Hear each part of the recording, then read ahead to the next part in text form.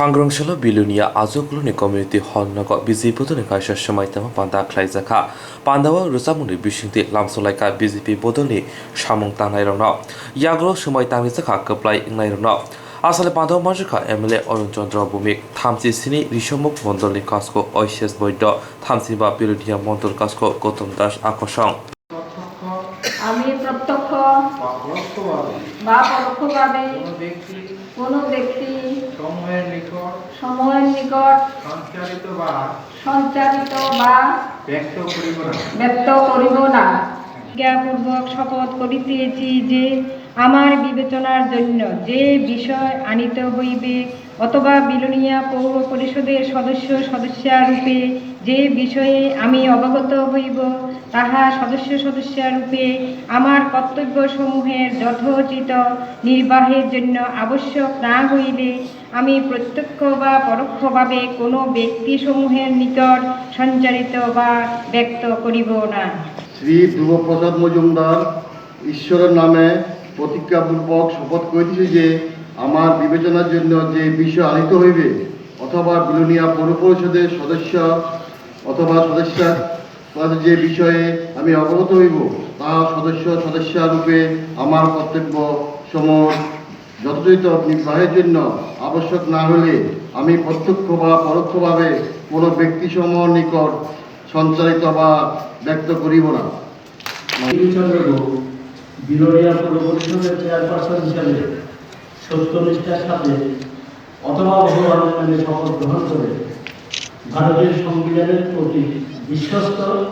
ও অনুগত থাকব এবং আইনের প্রতি প্রতিষ্ঠা ও আমার উপর ন্যস্ত দায়িত্ব নিষ্ঠা ও সততার সঙ্গে পালন করব। ঈশ্বরের নামে প্রতিজ্ঞাপূর্বক শপথ করিতেছি যে আমার বিবেচনার জন্য যে বিষয় আনিত হইবে অথবা বিলুনিয়া পৌর পরিষদের সদস্যা রূপে যে বিষয়ে আমি অবগত হইব তাহা সদস্য রূপে আমার ঈশ্বরের নামে প্রতিজ্ঞাপূর্বক শপথ করিতেছি যে আমার বিবেচনার জন্য যে বিষয় আনিত হইবে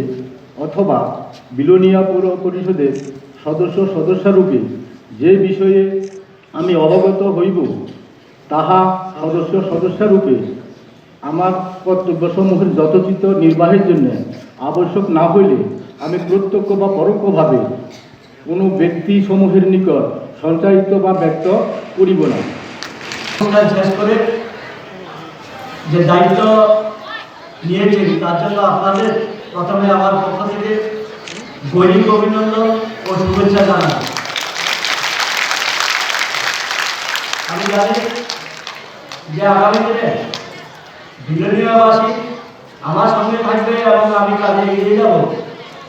বিলুনিয়া পৌর পরিষদ এলাকায় যে সমস্ত সমস্যা বিশাল নাগরিক যে সুযোগ সুবিধা আরো আধুনিকভাবে কিভাবে করা যায় সেদিকে আমি লক্ষ্য রাখবো। প্রধানমন্ত্রী নরেন্দ্র ভাই মোদীর যে লক্ষ্য, আমাদের মুখ্যমন্ত্রী বিপ্লব দেবজির যে লক্ষ্য, সেই লক্ষ্য পূরণে আমরা সফল হব এবং আগামী দিনে এই পৌর পরিষদকে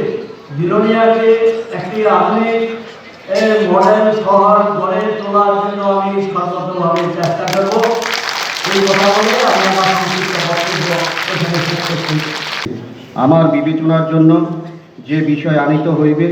অথবা বিলুনিয়া পৌর পরিষদের সদস্য রূপে যে বিষয়ে আমি অবগত হইব তাহা সদস্যরূপে আমার কর্তব্যসমূহের যথাযথ নির্বাহের জন্য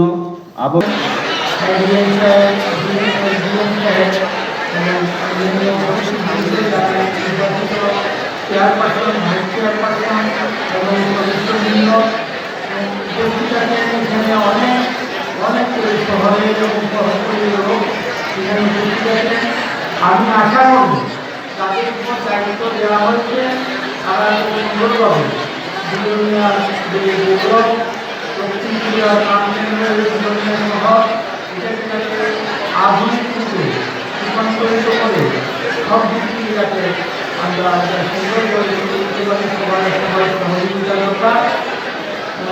এই বলে আমি আমার বক্তব্য শেষ করছি।